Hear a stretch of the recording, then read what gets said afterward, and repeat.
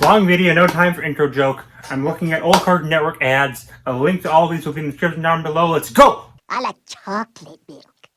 Dammit, I can never find a parking space after lunch. So this one gives us the shocking revelation that Fred Flintstone carpools. Deep lore. Also, this dude isn't He-Man like I thought. It's Thundar the Barbarian. I don't know who that is. Why does Papa Smurf even need a parking spot? His car's probably small enough for him to just ride it everywhere. Wise Papa Smurf, corrupted by his own power, can no leader go undated? This says a lot about our society. Okay, why do they leave Speed Buggy? Bro's sentient. That's kind of a dick move. I love that we see the Mystery Machine earlier, but Scooby parties around with the Speed Racer. Also, it's actual canon that Fred Flintstone is faster than the Mach 5. Also, Fred gets cooked by the Jetsons. That theory about how the two take place at the same time, and the Jetsons are just privileged ones, is strengthened just a little bit. Also, fun fact, these three appear together in other commercials, so there's a happy ending to it. Hello. Hi. How are you? I'm watching decade-old kids commercials. How do you think I'm doing? Dang, bro. You got the whole squad laughing. So as you can probably guess, this dude isn't actually supposed to be here. He's supposed to be asking for a promotion. If he genuinely thinks that a kid, a weasel, and Satan are his higher-ups, he probably doesn't deserve that upgrade. Actually, that last one makes sense. So, who was actually supposed to interview the CN cast? When can you start? The only person we can trust in this cruel, merciless industry. You know, I'm not very well versed in the minds of young girls, but I don't think the characters they want to meet are Johnny Bravo and the Red Guy. Again though, non-expert. You know, life can be stressful. Therapy can't help. Or not, lol. This ad has all Powerpuff Girls villains in anger management, including Mr. Mime, even though he was a one-shot villain and he didn't become evil on his own will. Never have him look forward again. I go to the mini-mart, I see this. Okay, this raises so many questions. Who is selling merch based on supervillains in-universe? Like, Mojo has caused some death, right? What psycho is buying a pendant of, like, an actual murderer? We'll see how calm you are when I destroy the world. I'm sorry, this goes against Mojo's whole philosophy. He thinks destroying the world is stupid. You know, I'm starting to think, maybe this commercial isn't actually canon, you guys. Go. Release your anger. Oh gee. I wonder how this will end. Wait, Fuzzy, what are you doing there? Fuzzy, no, Fuzzy, don't close the door. Fuzzy, wait! Fuzzy, what are you doing? Don't close the door, Fuzzy, what are you doing, Fuzzy? Where's the instructor? I don't remember him seeing him in the later episodes, Fuzzy, what did you do? Here's an ad out hotels. There's an actual Cartoon Network hotel, but this isn't about that. Of course, Droopy is the bellboy. Droopy's one of those characters I can just see in any situation. Play him all those awful Tom and Jerry movies, jamming him in everywhere. What is up with Dexter's back? Oh boy, I only took us 4 commercials to get some good old Johnny Bravo harassment. I like how the characters have their respective wonking sounds. It's really cute. Also, I literally never get tired of the Roadrunner scientific name gag. We should bring that back. Oh no, while he is an isekai to a cruddy anime, he will be missed. Dee Dee is stoned out of her mind. Oh yes, my favorite Cartoon Network character, Giraffe! Commercial ends with the Kurd running. Kinda wish he was being chased. This was a cute ad. So the planet's fricked. We need Captain Planet. Here's a commercial of him trying to make the world slightly less awful. You know, Eddie counts like Captain Planet villain. This makes sense. The easiest ways to help save the planet? Who are you? Oh, and you can see Johnny and Velma in the background. Someone's working at CN clearly ships them since there are several ads where they're together. Why does this paper look so creepy? The power is yours! Oh, hey. That's disturbing. Holy frick, this people went over the border. Eddie is a god! Hurry up! We're not even supposed to be on this channel! Oh hey, it's a thing that pops up every week on Twitter. Yeah, there was a time where Cartoon Network aired an ad on Nickelodeon promoting themselves. It's a ballsy move, you gotta admire it. They even got the original voices of all the characters to voice it. I'm also pretty sure more people know Mike, Lou, and Og from this commercial being spread around than they do from the actual show. It's a simple ad, but the fact that it exists is what makes it really legendary. Here's something nice and simple, a Scooby-Doo commercial. You know, throughout the years, a lot of people have asked me, Fred, why the scarf? You know, it's actually a pretty good question. Like, I've learned of ascots from Scooby-Doo, so yeah, I want to know, why does he wear an ascot? Tell us, Fred. And I always tell them the same thing. Why don't you mind your own f***ing business, pal? I'm a cartoon star. Fred, my son, we can talk through this. And people telling me what I want to wear. So don't be afraid to express your true self. And remember, fashion first. What do I even say about this? I had to triple check to make sure this was real. Genuinely really want to see the recording process of this. That'd be hilarious. So why is Fred so mad? Maybe it's because he got cooked by Ed. C and really like to include crossover ships in the past, and this is its biggest offender. Whoever thought of these two to be the ones to date each other? Ed thinks Daphne is Ariel. I don't know if that's illegal anymore. Holy frick, Ed has a chicken carrot. I take it all back, he's the perfect man. Ed mentions Double D a lot on his date. You can probably guess the punchline. He made me a little uncomfortable. How am I supposed to compete with that? Also, Ed's Greninja. Fun. Here's one about the cafeteria, specifically a sheep and a big one. Stick to your own kind. Is that racist? I think that's racist. This guy should have given him lamb chops. I like the lore that Fred abandoned the crew for the Powerpuff Girls. Hey, gang! Hi, Fred! Why is there a table for villains? Isn't that kind of glorifying a lot of fricked up things? Also, kind of a lame lineup. It's 3 Powerpuff Girls villains and the red guy. Come on, Sheep. You can sit with us. Yeah, let's go sit with the free. You're the devil! But thankfully, Velma takes a stand. Listen up! When it comes right down to it, we're all freaks. Every one of us. And that's what makes this network great. Who you calling freak, freak? Frick you, Jimmy, you're the worst character in Ed and Eddie. Well, second worst. Third. Sixth. Okay, you know, it's really a genuine miracle that I like this show. Holy frick, who threw that? Fred Flintstone? I don't think that was in his car earlier. That's why I never come here anymore. Oh yeah, how could I forget? Cartoon Network loved to mock Scrappy in the early days. There was a Flash game where you threw food at him. In a football event, they said he barely made the playoffs, which is kind of a compliment in and of itself, since it's actually a big challenge to even qualify for them. And of course, there's these commercials. Scrappy's left outside of the entire building, and honestly, he's kinda a dick. Eustace. Crap. It is interesting that it seems Eustace is the only person who respects Scrappy. They can bond over being universally hated by everyone else besides me. Like, bro, Shaggy is scared of him. 2 literal devils are disgusted by him. Bubbles gets yelled at for being interested in what he's saying. Frick, Scrappy deserves to be left out. What is there to say besides Scrappy did nothing wrong? You guys are just mean. Cartoon Network, the best place for cartoons. Not for me! Not for me, man! That's not the only commercial bashing Scrappy, though. Here's a commercial about what goes down in the locker room. Basic premise of this one is that every dog hates Scooby-Doo. The reason? Because it's a Scooby-Doo week and they don't think he deserves the attention. It's a cartoon dog equivalent of those who want to be 3,000 IQ people who hate things because they're popular. And of course, guess who else is here? I think they brought me into the show because they needed good acting. Scrappy does make a good point though. Bro did kind of save the entire series. Also, I like that Courage is, for lack of a better word, the watchdog looking out for Scoob. And when he shows up, suddenly they're all nice to him. The downsides of Scooby's Sigma male grind set. Okay, so this isn't an ad, but I want to throw it in. Before the Powerpuff Girls movie, there was a short title card showing all the characters watching the film. Even though it only lasts 14 seconds, there's so much going on. Courage being scared of Grim and the Creeper, the Powerpuff Girls just being absolute jerks, Dexter raising his seat, Miss Bellum hiding behind popcorn, Muriel waking Eustace, Johnny trying to split up 2 marriages, Daphne rejecting Fred, whatever the frick is going on was cheap. Then there's everyone in the dark. I love that you can tell who a good majority of these characters are based on their eyes alone. It's sad this was only used once, especially since there were plans for other films based on CN shows, but they were cancelled after this film flopped. Still, this is a great opening. We've got some other film ads after this, like this one where Richard eats Anton, insert wardrobe here, or where Lady Rainicorn and Jake go on a date. I like this one because in the background you can see Finn trying to move away from Ice King and he just keeps getting closer. Or this one where Riri strikes his clothes, which is just inherently funny. There's also this one from Asia, which includes my favorite character of all the time, unmoving stock image of Muscle Man. It does also include Fives in the back, which is very based, but still, I think the low version is easily the best one. This one played on Friday nights. I don't know. It's really great though.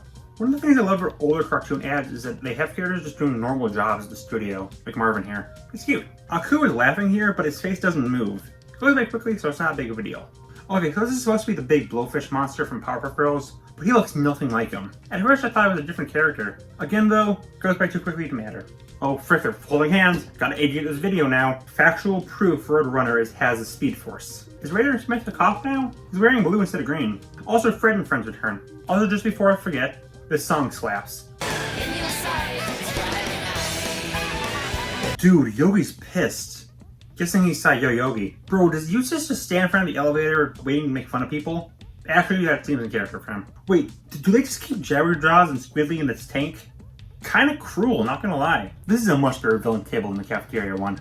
Also, since Velma's taking a picture of them, this might be an intentional reference. Also, how do you think Mojo feels about the place where he works having a mural of him getting beaten up? Okay, Coop just bonks Robot Jones in the head for literally no reason. Then smiles and acts as if nothing happened and he just assaulted a kid who was just trying to be nice. Motherfucker, this is why Jones was trying to massacre humanity in the final episode. Pixie and Dixie are in the vents. Not sure why, and it goes by so fast it's hard to see, but it's cute. Okay, this train is the only thing I was not able to place where it's from. If anyone knows, tell me. Wiley hecking dies the Squeakquel. Grim reading his lines gives me life. I don't think he'd like that though. Hong Kong Phooey was locked away after being considered racist nowadays. He's dead now. Holy frick, it's Best Girl! Also, this guy is questioning Robin and Starfire on this picture, which we find is of Ira Baboon's butt. Considering that he's talking to Starfire and how annoyed Robin looks, I don't think I can make a joke here. Davy is a wuss. His lips fall off just by putting on makeup. That's the exact opposite of what makeup does. Holy frick, wait, it's those jellybean frickers from Space Jam 2. I was wondering what they were. I love that this is implying that Foster is just a set the characters film in front of. As I said, I love these characters just actors things. Wait, that frigging Netbeard that was creepily obsessed with the Powerpuff Girls works for the Cartoon Network? I guess that explains why we had a Reiki episode. What else is there to say here? I love this ad so much. It might be my favorite in this video. It's short, but they fit in so much. If you're a fan of any CN show pre-2005, they're all represented here, and they're all great. It's such a fun ad. But enough fun. Let's learn some history. With Fuzzy Lumpkin. I knew all of humanity started with courage. It was so obvious. Yeah, Dexter was an obvious choice for K-people. Should have had him invent something that references Flintstones somehow. As we all know, the Egyptians built this Sphinx to honor their god, Professor Utonium. Roach Coast is here despite only appearing in one episode. Why? Also, Fuzzy fits in the ancient Egyptian guard surprisingly well. We never see who this leg is. When considering that Max here, I'm going to just assume it's Frankie. Oh motherfucker, they're whitewashed Rain Cramp. Who is the statue supposed to be? I think it's Eddie or Double D, but I can't say for certain. Here we have Utonium allowing a girl to be mauled to death by an ape. Based. Johnny looks surprisingly good as a state tower. Tremble in fear of Muriel's mad armpit fart skills. Ladies and gentlemen, I give you the newest Tumblr sexy man, Grisher Mandark. Also, how does Wilt even fit in here? My favorite thing about these ads is always Happy Grim. I think this is the first Happy Mandy too. Wait, future already? They didn't even cover the present. I do like that all the ships are based on the shows though. Johnny has his car, Thingy looks like Eduardo, and Eustace has his mask. Jack being happy in the future is a nice touch. Also, Bubbles was the Bullfish monster. No joke, I just think it's cute. Well folks, we all knew it, but it's confirmed. The Eds will outlive humanity. Also, the final thing we see is Courage wagging his tail. Not only is it adorable, but it's fun that Courage is the first and last thing we see. So Cartoon Network once partnered with the NBA and had their characters interact with basketball stars. There's a couple of these, and it's where this infamous clip of Eustace comes from, but I want to focus on one. I want you to guess, just guess, what I'm going to show you. NBA All-Star Slam. As you can clearly see, LeBron James. I have no words. Nigel shouldn't be allowed to say LeBron James, okay? Also, obvious joke, but yes, this is better than Space Jam 2. Now you might be wondering, how does LeBron possibly overcome this impassable obstacle? Wait! The Tower of Power wasn't ready yet! This is why he's the only man who can defeat Don Cheadle. But I know why you're here. Let's talk about Sand City. This is one of the coolest ideas Cartoon Network has ever had. These ads are simply just all the Cartoon Network characters living together in one city. And it's a combination of the actor thing I talked about earlier, plus so many different crossovers you never expect. The city itself is great since it's mostly a normal city. There's tons of places from the shows like Foster's Home or Townsville Hall. These are so great that even a decade after these stopped airing, the city was the main location of the OKKO crossover episode, and even had new locations to add to it, like the park or Mung's Catering. All of these were so creative and fun. I can't cover them all, but I'll look at some of my favorites. I can't work like this. These headphones are useless. Well, Yumi, maybe you should try today's sponsor, Raycon. There are signs all across the city who are referencing other shows, but this is easily my favorite. Two weird things I've noticed. One is Double D is far more jerky than he is in the show, where it's usually the voice Reason. And for two, Billy and Andy characters have their pilot designs instead of the show ones. I love that they pretty much use every show equally, even ones that ended up not doing very well, like Omega's XLR. Okay, dude, let's see what that jalopy can do.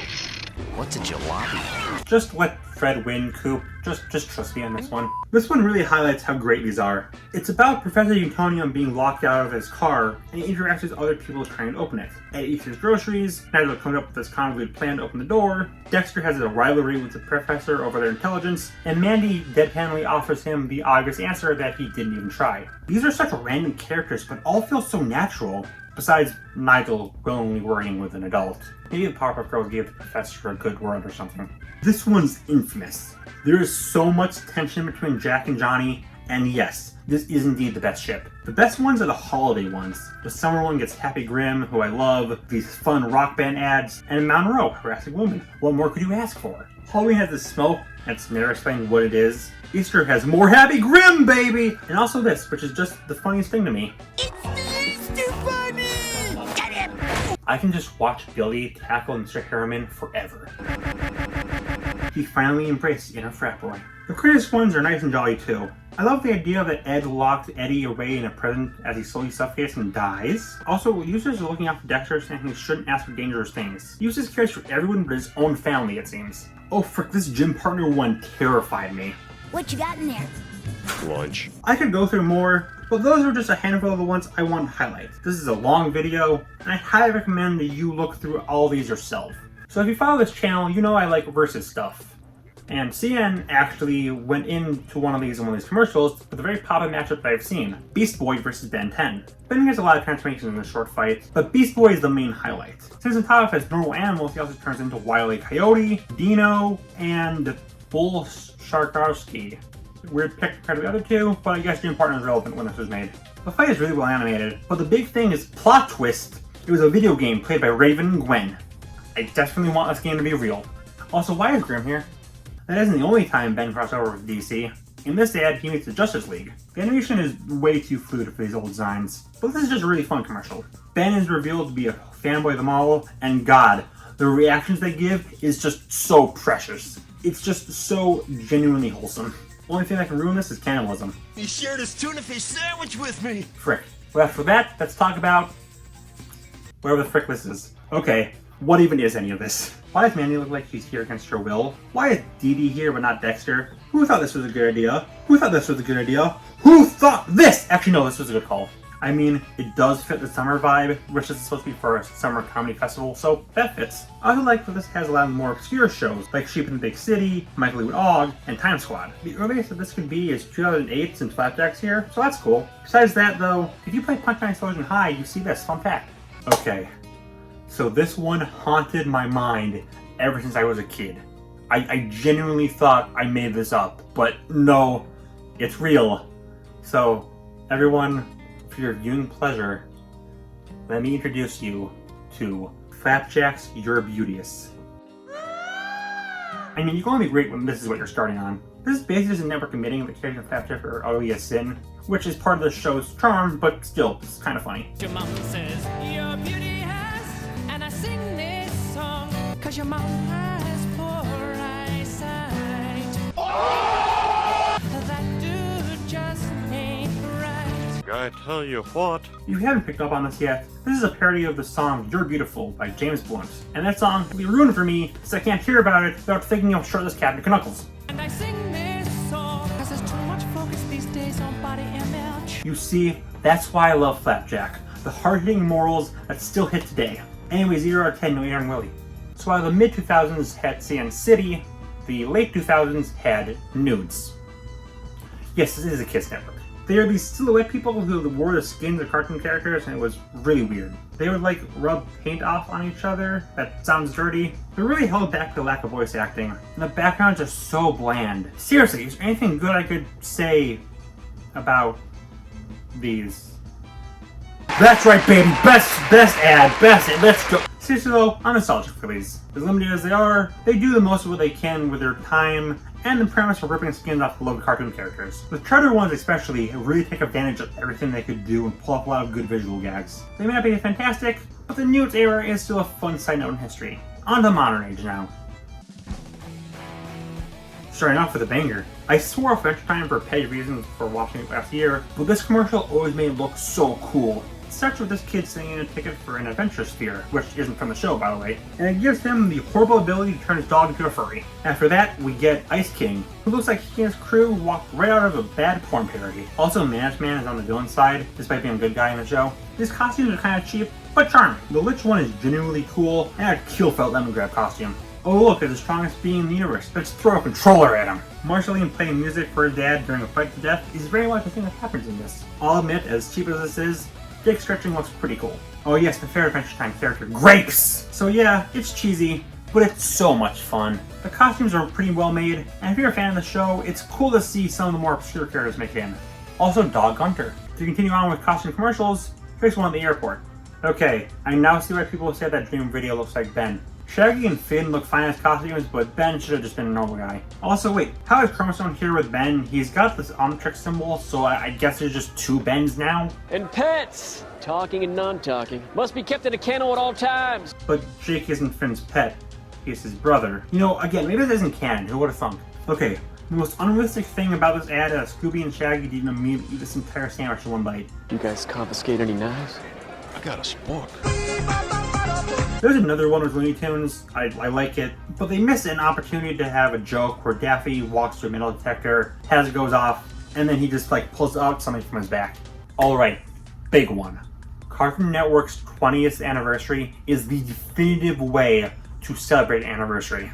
Every show they made at the time is represented somehow in these, throughout several different ads. Let's start with the music video. An ad that I've used so many times that I banned myself from using it in the Courage video. It starts with these morphing characters, which, fun fact, you should never pause. We then get the revelation that we all knew that Five is an omnipotent god who has the entirety of Cartoon Network trapped inside of a can of soda. Also, Jake is living in his mouth. And a whole heck of a lot of characters are in his mouth. There's so much gore and so little time. They all ride in Rainicorn until they Thiddrick slam into the void. After some drugs, we get the final party. It includes an OTP, monkey party, finally find out what happens to Robot Jones. It's just great. The ending is actually a poster that they made, and like, bro, leave Yargos done this. That dude fricks hard. Also, there's 8 tentacles near Fatjack. You know what that means! That's not the only thing they made. Here's a party. Madam Foster turns on Porky just because he doesn't wear pants, even though she just let in sheep and chicken. Again, is this racist? I think this is racist. I don't like that pig not wearing pants. Bro, you're naked. That's 2 more half-naked men than I was expecting. Never gotta go! All have to go sometime. Does Grimms make a habit out of scaring kids? Actually, wait, he's a Grim Reaper. Of course he does. Also, I don't know why this is what Gumball finds so scary. Earlier, we see Dexter's dad's redesign. There's a running gag LSP saying awkward, which I don't remember being a thing in the show. That's a scary monster. That's my wife. Okay, knowing Eustace, he would find it hilarious. Treats her like she's a slave. My kind of guy. And wouldn't be celebrating Stan's history of one more jab at Scrappy. Overall, a great ad, and wait, Gumball's in the final shot. Did Grim actually kill him? That's not the end though. There are these shorter ads as well. This one's fun, showing the evolution of all the vehicles in the shows. I like that they included the snail car from Chowder, that's a cute gag. Starchy dies, based. Feels so well. Zumbozer crashes a hero party. Nothing too special, but I love that Batman actually looks when he says someone needs help.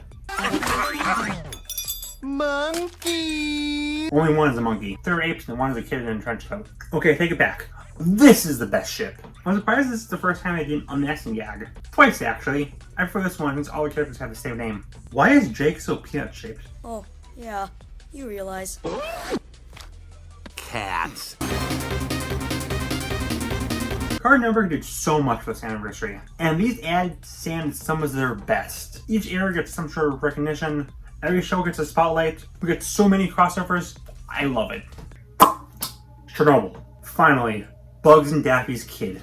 This wouldn't look cursed if they gave him a beak. Oh no. Oh no, oh no, this is not gonna look good. Jesus! Finally, Johnny's persona. This one looks less cursed than their kids, honestly. Since it's the same character palette, they should have just faded into nothingness. The channel and Tactus made a bunch of bumpers for both Halloween and Christmas. Here they are. Okay, this is a fun way to include Pops, but this looks more like Eduardo than Muscle Man. Is this implying that Mordecai and Rigby returned to suits? Well, everything looks fine and Jesus! Five's using the toilet. Exactly what I wanted. No, but seriously, how does he do this? I can't believe I'm saying this again, but I demand to see High Five Ghost's penis. They did the best they could do with Mad, since it has no real characters. This looks like a level from Game & Watch game. Oh look, Darwin rolled Pearly in a board game. That means we should kill him and his brother. One of the things that pops out of Gumball's brain looks like Penny though. That's cute. I thought this was Johnny Bravo at first. Gunther playing the keyboard is really cute. The zombies in the show look scarier. Come on! Show me something truly terrifying! Ah! Actually, this one's fine. Fun enough. The Uncle Grandpa one is pretty low-key compared to the rest. Surprisingly, you'd think this would be the crazy one. The Ben 10 one is horrifying though. There's these surprisingly gruesome severed hands, and also ah! Bro, what the frick? The zombie Ben Rook are just absolutely horrific. Way worse than the Finn and Jake ones. Final one Looney Tunes show. It's fine. Mashup was scarier. But if you want something truly scary, in the menus, Muscle Man is forced to rip his shirt off forever. Here's the Christmas version. Oh, it's Snow Golem! That was a great episode. Peppermint Butler locked away for his crimes. Not really a joke considering Distant Lands. Gunter is actually the cutest character ever made. Hey, what do we do with Steven Universe? I don't know, just throw gems everywhere, that works. I like the crystal gems of Snowman though. Since Steve is also locked away for his crimes. I like that the Snowman seems sentient. Probably actually Uncle Grandpa, that would make complete sense. No much to say about the Gumball ones. It's cute though. Same as the Looney Tunes. Though I like that they made the snow pile look like bugs. Mad is just bombs. Nothing but bombs. Hey, Ben can turn into literally a million aliens. How about instead of using any of them, we just throw the Honor Trick symbol everywhere? Mordecai and Rigby are dead. This was a prequel. That's some sparkly fruit. Oh, hey, I didn't need to sleep. So, yeah, these are cute, but I feel like the Halloween one's more creative. This one came out in 2013. That's all the knowledge I have of it.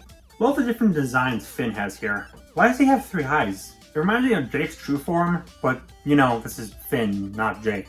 Oh, boys, don't try on that crown. Just trust me on this one. More Gunther, let's freaking go! Also, there's a lot of references in this one shot. Pretty cool. Andros really let himself go. Eva wishes its mech was this cool. Yeet! You have been ratioed! You know, I love Benson pelvic thrusting Jake out so he can then be bored by Rigby. Cinema. But still, fun stuff. I wish the sun really was in orange. This is for the Hall of Game Awards. It's also the ad name we want to make this video, so that's fun.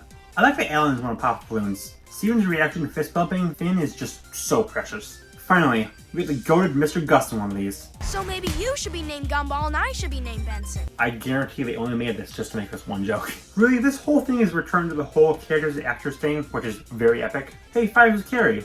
That's cute. Wait, she's in elementary school. How old is she? Oh, that's fine, I guess. Wait, how old is Darwin? Skip, how's that whip? I just murdered a man, Benson. Also, no. Just no. You can't have Garnet and Marceline together, not having to do an epic concert together. And what better way to end this than with naked bananas? After that, we have drugs. Just so much drugs. Is this supposed to be Hector or just some random foot? Even though it's kind of the mascot of Modern Stand, I've noticed. I love the drumstick as Benson. What kind of musical instrument is this? Jabba the Hutt? Oh, sweet Jesus, what is that? Bro, to see him get stung by a bee? Rigby's nose could pierce the heavens. Clarence. Buddy. Pal. Heads don't do that. So as weird as this ad is, the song they make using all these things is actually really fun. But despite my jokes, this was a nice commercial. Near the end, let's look at the 25th anniversary of Cartoon Network. With the 20th anniversary being so good, clearly this one must be also great as well. It's not. Let's get this over with. Instead of a big music video and party showing so many different crossovers highlighting all their shows, this one is, well, a bunch of dances, most of which are arcade memes, even at the time. Character-wise, this is 1 minute and 30 seconds, and any non-currently airing show only appear in the first 23 seconds. I do mean currently airing. Regular show ended a couple months before this, and it's nowhere to be found. The selection is lackluster. The 2000s is generally considered the golden age of CN, and only a whopping 2 characters are here. I really couldn't cut out that 10 seconds of Half-Naked Richard include more shows. Really, this wouldn't be as bad as a standalone ad, but this is the big 20th anniversary special. It's so disappointing. I don't even recognize most of the dances here. Forearms dabs. All is lost. Okay, it's not all bad. The animation looks great. I like Jake and Beast Boy transforming into each other. Grimm's part is fun, and the Gems dancing is just adorable. Besides that though, such a disappointment of a celebration. It's sad that there was a separate bumper that was a glorified logo. Despite being only 20 seconds and giving me Akira flashbacks, managed to have 2 more shows than the longer dance one. How sad. I don't want to end on a sour note though. So instead, let's look at Latin America's take on the 25th anniversary. For the 25th, they released a handful of ads based around certain themes, like heroes, villains, sidekicks, adventurers, duos, and so on. They're all short, around 10 seconds long, but they're very colorful, charming, and include a wide variety of characters past and present, highlighting the evolution while still showing that there is a through line throughout the years. For the ads themselves, I mean, one of them has Grimm and Fives high-fiving each other. That alone just makes it instantly better than the American version. Actually, this one might be my favorite of the bunch. I just like all the sidekicks hanging. The villain one is great too.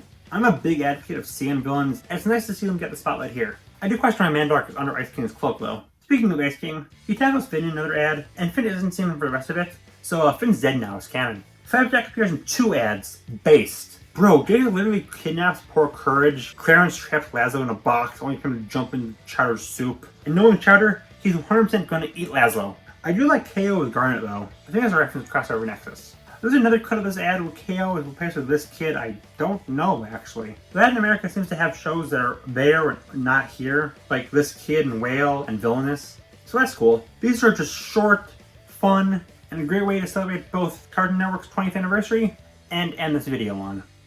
So, what did we learn?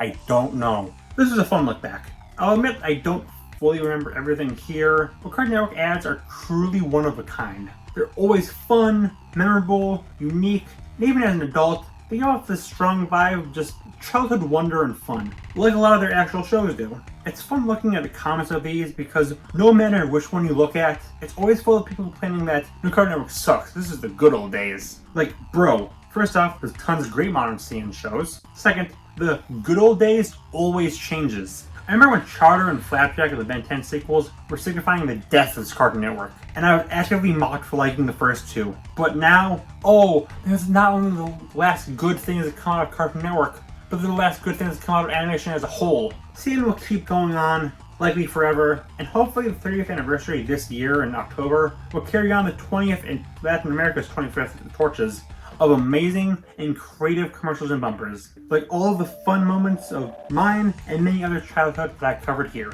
Since I covered a bunch of Cartoon Network commercials, you may be wondering if I'm going to cover a bunch of Disney or Nickelodeon ones. And I'll tell you the same thing I tell everyone else. Why don't you mind your own freaking business, pal?